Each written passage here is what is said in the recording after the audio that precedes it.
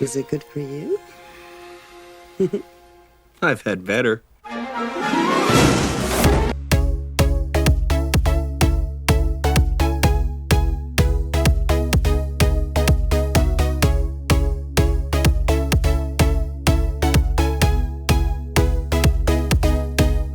Hello and welcome to Default Assault's latest series, Our First Time. And no, we're not talking about anything that you can't talk about on YouTube. We're actually talking about our first time experiencing famous actors, actresses, or directors in our lifetimes and the impact it left us. Whether it's experiencing Harrison Ford for the first time in Raiders of the Lost Ark or Harrison Ford for the first time in some crazy Japanese commercial.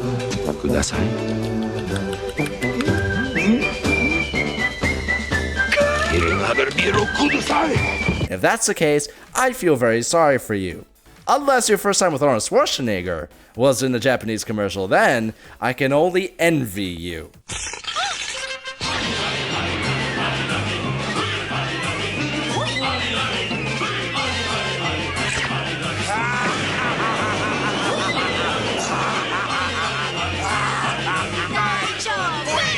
It exists, it's happened, it's there.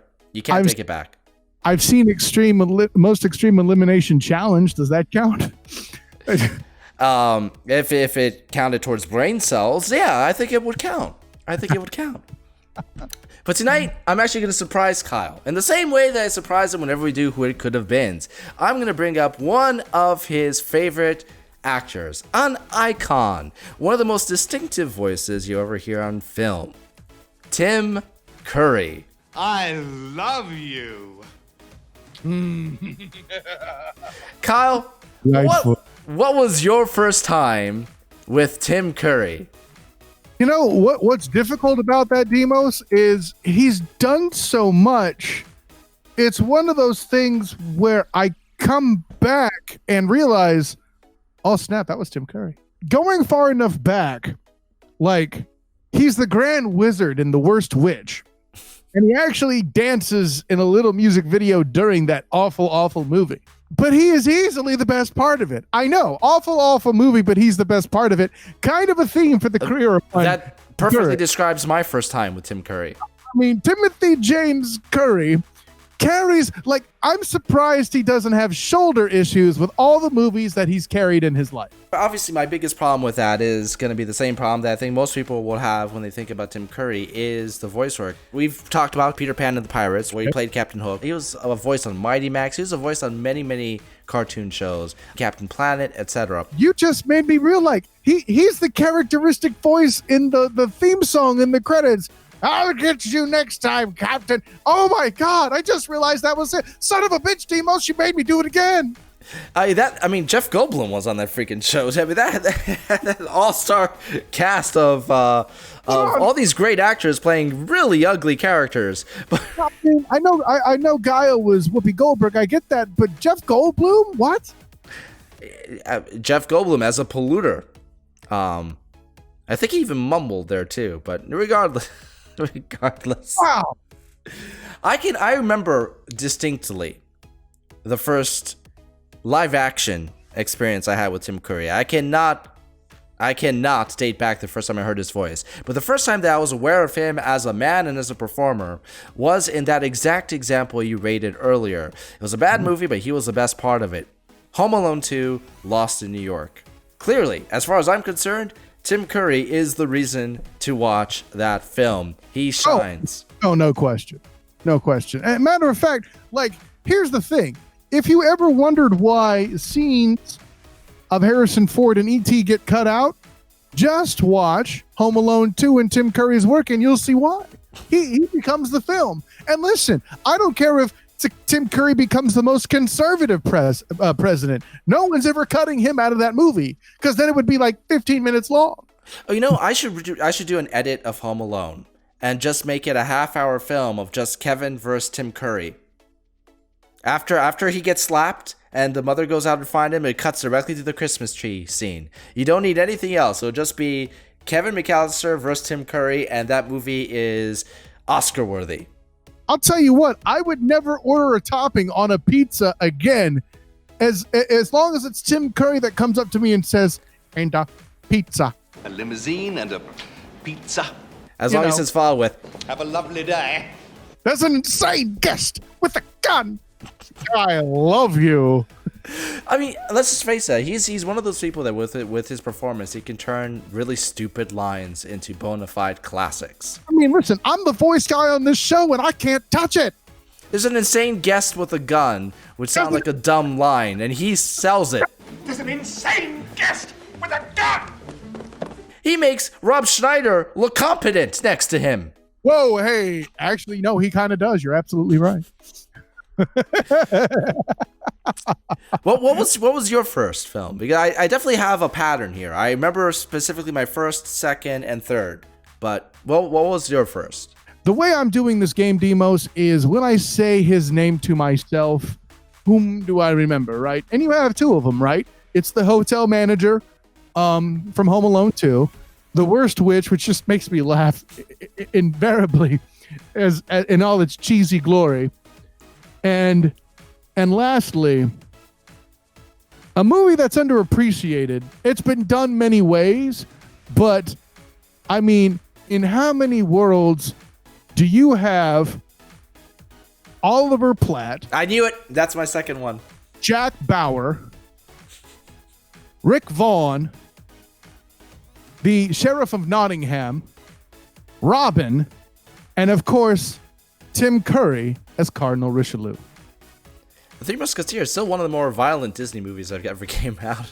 Yeah, but you know what, though? Damn it, it's lighthearted and fun as hell. I still love it. Matter of fact, when the kid or kids are old enough, they're going to watch that movie. They're going to like it. It's a stark departure from the novel, with the exception of the beginning, But that, I mean, most of the Musketeer adaptations are departures. But yeah, it was fun. If you want the best serious version of the trio portrayed, Jeremy Irons, Gerard Depardieu, and John Malkovich as the trio with Gabriel Byrne as D'Artagnan, that's probably the best serious depiction. But if you want to have fun with it, Disney's Three Musketeers is the way to go. I prefer the 1970s version, but that's I don't want to go on to Musketeer lore. We'll eventually talk about the Musketeers. And But any excuse to talk about Rebecca De Mornay is a good one. yeah, she was great. That film should not have been a Disney film. They should have released under Touchstone and amped it up. Don't throw a steak on a pizza. I'm happy. The third time he popped up in a movie that a lot of people probably tend to forget that he's even in until they watch the movie, and then they're always pleasantly surprised. The Hunt for freaking Red October. Fireballs! Exactly. Yeah, actually, you mentioned that, Demos. I would have seen that before I saw the Three Musketeers, but you totally forget. He's the one guy that isn't the turncoat on the Red October amongst the officers. And he's great. Compared to everything that we've talked about, it's probably his most down-to-earth role. Because on my list, I saw Clue about the same time I saw Hunt for Red October. Yes. God, why isn't that in my top three? And that's when I fell in love with Tim Curry. That's the moment where I distinguished him in my mind as a personality. You saw him as the butler and looked at him at the screen and said, "I love you." As far as I'm concerned, he's the real. I mean, he's the real star of Clue, and that movie has a great cast, and he outshines them all, as far as I'm concerned. Rocky Horror Picture Show was much later for me. The only reason I'll straight up admit the only reason I even saw that film in the first place was because of him. It led to a really funny story, which I can't share on YouTube, but that movie will haunt me for the rest of my life. If any of you ever been to one of those, one of the midnight screenings of Rocky Horror Picture Show, and then they have people, they have like a hazing ritual. Oh God, that's as far as I'm gonna get. I was the unfortunate son of a bitch. Oh God. See, listen, Demos, I'll put it this way. That's one of At those least I was things. paired up with a girl. That's all I gotta say. That's one of the things you'll say for a Patreon exclusive when you tell that story, and we'll leave that at that. Not a bad idea.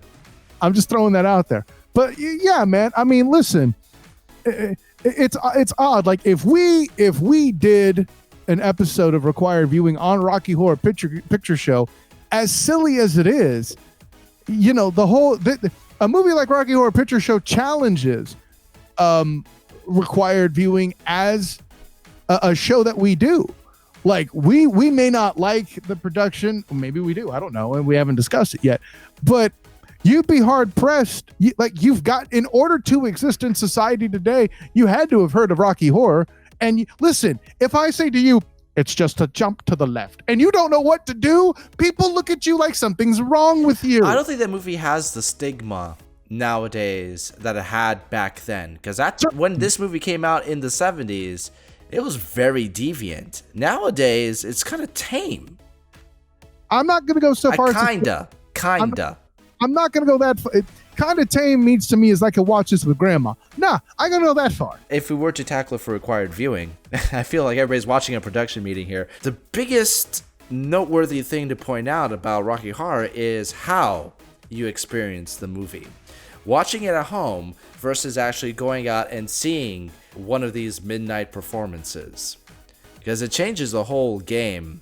And that alone might make a big difference in how I answer that question. That's a great point. We'll definitely explore it when we get to it. Maybe for Halloween. Your face. Oh my God, that's perfect. My face or Rocky Horror for Halloween? I'll take both. I love you. Gosh, Tim Curry's career and the main concept for Briscoe County Jr. have a similarity here. There's no way this movie could work. Throw Tim Curry in it. Son of a bitch. If Tim Curry was in Briscoe County Jr., this would our retrospective would have gone on much, much longer. I mean, listen. Fireballs! Let us know, what was your first time with Tim Curry? What are some of your favorite Tim Curry roles? Hit us up, and we're open for suggestions for future actors, actresses, or directors for our first time.